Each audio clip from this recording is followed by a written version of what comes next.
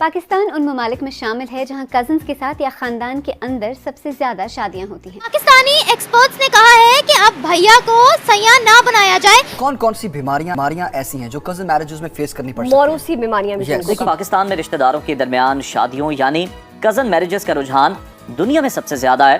Cousin marriages पर एक report शाया हुई है जिस पर ये कहा गया है कि पाकिस्तान की आधी से ज्यादा आबादी, आधी से ज्यादा पॉपुलेशन कजन मैरिजेस को प्रमोट, जिसकी वजह से बच्चे अपाहिज पैदा होते हैं और इन शादियों के नतीजे में पैदा होने वाले बच्चों में जिन्याती अमराज यानी जेनेटिक डिजीज का खतरा भी कई गुना बढ़ जाता है। कोई गलत कमेंट मत करना, ये भाई है मेरा। हाँ भाई, कोई गलत कमेंट नहीं करेगा, कोई गलत नहीं करेगा भाई। पहले बचपन में कहते हैं बेटा ये तुम्हारा भाई है, तुम्हारा भाई है, फिर सडनली होता है कि ये अब भैया नहीं, अब ये सैया है। सही जो इतना बड़ा एक जंप हमें करवाते हैं कज़न मैरिजेज में, क्या दिल के जज्बात होते हैं उस टाइम। फिर शादी के बाद अचानक मुंह से भाई निकल जाए तो उससे भी मसला होता है कि पहले इतने ज़्यादा इंसान इस दुनिया में नहीं थे तो कज़न मैरिज करनी पड़ती थी। वो सिर्फ ओनली वे था ताकि आप अपनी पॉपुलेशन बढ़ा सके। अब तो ऐसा कोई मसला नहीं है और अब तो मतलब कि क्योंकि बार बार एक ही लाइन में, और वो भी मतलब कि पहले कज़नों के साथ अब करते रहे। पाकिस्तान ही एक ऐसा मुल्क है जहां पाकिस्तानी अपने भाई बहन में शादी कर लेते हैं और उस शादी को कर्जन मैरिज बोलते हैं। उस शादी को करने के बाद बहुत सारी बीमारियां होती है और ये बात पाकिस्तानी को मालूम नहीं है। खैर छोड़िए इस सब बातों को, चलते हैं पाकिस्तानी और देखते हैं पाकिस्तानी दिन में भैया रात में सैयां कैसे करते हैं। देखिए, मुझे ये जो कज़न मैरिज है बिल्कुल ही नापसंद है। मुझे तो मतलब कि अच्छी नहीं लगती। मैं इसके बिल्कुल हक में नहीं हूँ। पहली बात तो इतनी ज़्यादा डिजीज़ होती है जिनका मैं जिक्र भी नहीं कर सकती। ये बेसिकली जब भी कज़न मैरिज होती है उसकी वजह से एक रिसेसिव डिसऑर्डर हो जाता है, जेनेटिक्स में एक डिसऑर्डर आ जाता है जिसकी वजह से थैलेसीमिया हो जाता है, जो बेसिकली ब्लड डिसऑर्डर और सिस्टिक फाइब्रोसिस भी हो जाता है। और क्योंकि ये मेरी बहन के साथ हो चुका है, जी ये मेरी बहन के साथ हो चुका है, तो मैं इसके बिल्कुल हकदार नहीं हूँ। मैं किसी को भी रेकमेंड नहीं करूँगी। मुझे लगता है ये जो पुरानी रस्में और रवायत है हमें इनको बिल्कुल रोक देना चाहिए, क्योंकि अब हम पढ़ चुके हैं, हम लिख चुके हैं, हमें ये चीज़ प्रमोट नहीं करनी चाहिए। अच्छा, आपके पेरेंट्स की लव मैरिज कज़न मैरिज हुई थी? कज़न मैरिज हुई थी लेकिन लव मैरिज नहीं थी मेरे पेरेंट्स की। अच्छा, मुझे ये बताएगा पाकिस्तान के अंदर ये बड़ा ट्रेंड है जिसको बचपन से आप भाई भाई भाई भाई कहते हो, उसको बाद में अपना सैयां बनाना पड़ता है, ऐसा क्यों है? और आपको पता है ज़्यादा फैमिलीज भी इस चीज़ को ही प्रमोट करती हैं कि आपकी फैमिली के अंदर ही शादी हो। मुझे लगता है वो ये चीज़ इसलिए ज़्यादा प्रमोट करते हैं, पहले तो उनको ये लगता है कि अगर रिश्तेदारों में शादी हो तो लड़की का नाम रहता है, उसकी इज्जत रहती है कि किसी और को आप अपनी लड़की के साथ भरोसे में नहीं दे सकते कि वो किस तरह उसको ट्रीट करे। लेकिन फिर भी फैमिली के अंदर अगर कुछ रहेगा तो आप उसको किसी न किसी तरीके से उसका हालिया नतीजा निकल ही आता है। पहली बात मुझे ये लगती है। दूसरी बात मुझे ये लगती है कि क्योंकि ये इतना हेविली हमने प्रमोट किया कि लड़कियों को लगता है और लड़कों को भी लगता है कि ये जो लव करना कज़न्स के बीच में बिल्कुल सही है, तो इसको अगर हम कम प्रमोट करेंगे तो खुद मतलब कि ये मेंटालिटी बन जाएगी कि हम जो है ना नहीं सोचेंगे, उनको भाई के अलावा नहीं सोचेंगे। अभी तो सिर्फ भाई का टाइटल ही दिया हुआ है, उसके अलावा तो कुछ नहीं है। बैन करना चाहिए मेरे मुताबिक, क्योंकि अकॉर्डिंग टू पर्सनल एक्सपीरियंसेस भी मेरा यही ख्याल है कि कज़न मैरिजेस होनी नहीं चाहिए। कैसे पर्सनल एक्सपीरियंसेस? वो ऐसे होता है कि एक तो हमारे मतलब पाकिस्तानी सिस्टम ये है कि जब छोटे छोटे होते हैं तो वो कह देते हैं कि अस्सी दी नाल कर दांगे, दी नाल कर दांगे, तो जब वो बड़े होने से पहले इतने ज़्यादा मसले पैदा हो जाते हैं जिसकी वजह से जो है ना वो फिर ये होता है कि बहन भाई भी एक दूसरे से दूर हो जाते हैं। मतलब कल को जो रिश्ते बनने होते हैं वो तो बात की बात है, लेकिन बहन भाइयों में भी बिगाड़ पैदा हो जाता है इस वजह से।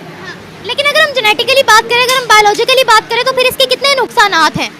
इसके नुकसानात बहुत से हमें देखने को मिलते हैं, क्योंकि जो पुराने ख्यालात के लोग हैं वो इस चीज़ को बहुत कहते हैं कि अपनों में ही करना चाहिए, अपनी बरादरी में करना चाहिए, जिसकी वजह से आजकल बहुत सी लोगों में बीमारियाँ पैदा हो रही हैं, जैसे अपाहज।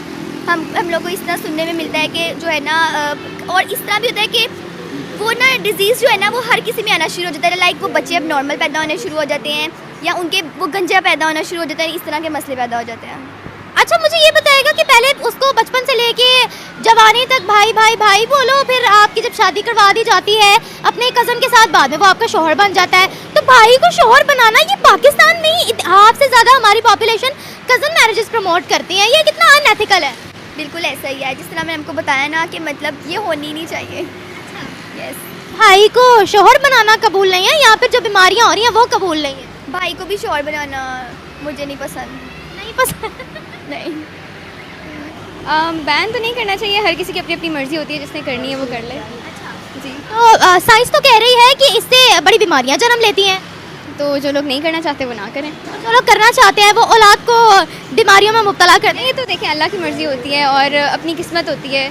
ज़रूरी तो नहीं है कि मतलब बच्चे में कोई फॉल्ट हो। एक बात बताएं, अल्लाह की मर्जी तो होती है, लेकिन अल्लाह ने दिमाग क्यों दिया है? तो जिसने नहीं करनी वो ना करे, और जिसने करनी है, तो वो उसकी अपनी लाइफ है, वो कर ले। बच्चे अगर डिफेक्टिव पैदा हो तो वो फिर कह देगा अल्लाह की मर्जी है। तो वो उसका अपना डिसीजन होगा। अच्छा, फिर अल्लाह की मर्जी आ जाएगी बीच में। तो वो उसका अपना डिसीजन होगा और अल्लाह की मर्जी। अच्छा, ये आप बताइए ना कि एक्सपर्ट्स हमारे बार बार चीख रहे हैं, क्या करे पाकिस्तान के अंदर? वैसे भी पाकिस्तान के अंदर थैलेसीमिया जैसी बीमारी, हार्ट डिफेक्ट्स बढ़ते जा रहे हैं। तो अपनी ऑब्वियसली हर किसी की अपनी अपनी मर्जी होती है ना, कि जिसने नहीं। आपने कज़न मैरिज करनी है या फिर नॉन रिलेटिव्स में?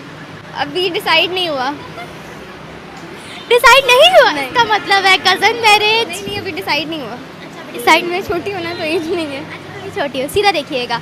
अच्छा, ये बताएगा कि आपको क्या लगता है पाकिस्तान के अंदर अभी भी इसी तरह की रस्मों रिवाज चल रहे हैं? इसके पीछे की वजह क्या है? दुनिया साइंस को मान रही है, हम कहते हैं साइंस गई भाड़ में। इसके पीछे ये वजह है कि लोग ज़्यादातर फैमिली में करना पसंद करते हैं कि बाहर की लड़की ना लाएं या बाहर किसी को अपना बेटा ना दें, इसलिए।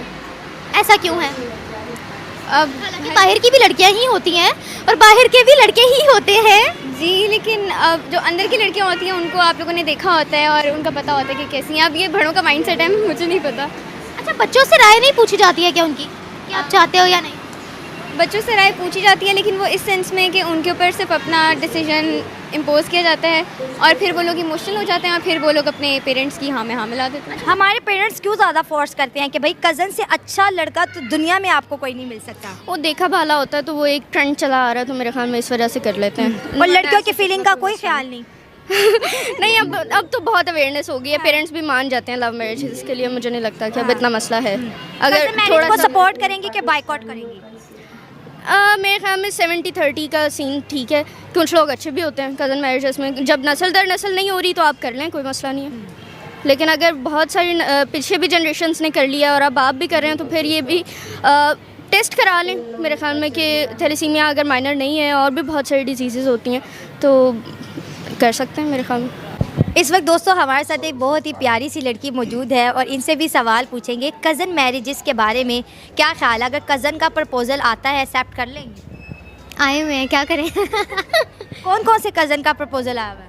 अच्छा, कुछ पेरेंट्स कहते हैं बेटा ये दूर का कज़न है, ये बहुत अच्छा होगा, लेकिन वो भी अच्छे नहीं होते क्योंकि पेरेंट्स को लग रहा होता है बहुत अच्छे, लेकिन सोशल मीडिया पे हमने उनको देखा होता है कि वो सारे कैसे हैं। तो ये चीज़ मैं ये नहीं कहती कि आप बिल्कुल ही इस चीज़ को डिनायर में लेके जाएं कि कज़न मैरिज से करनी नहीं चाहिए, एक स्टैंप लगा दी जाए, क्योंकि अंडरस्टैंडिंग हो भी सकती है।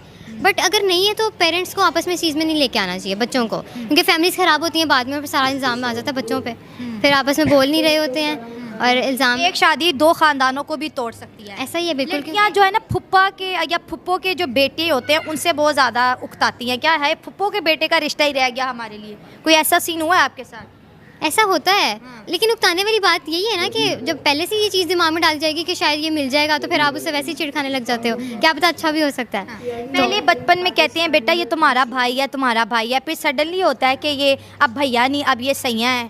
सही जो इतना बड़ा एक जंप हमें करवाते हैं कज़न मैरिजेज में, क्या दिल के जज्बात होते हैं उस टाइम? फिर शादी के बाद अचानक मुंह से भाई निकल जाए तो उससे भी मसला होता है।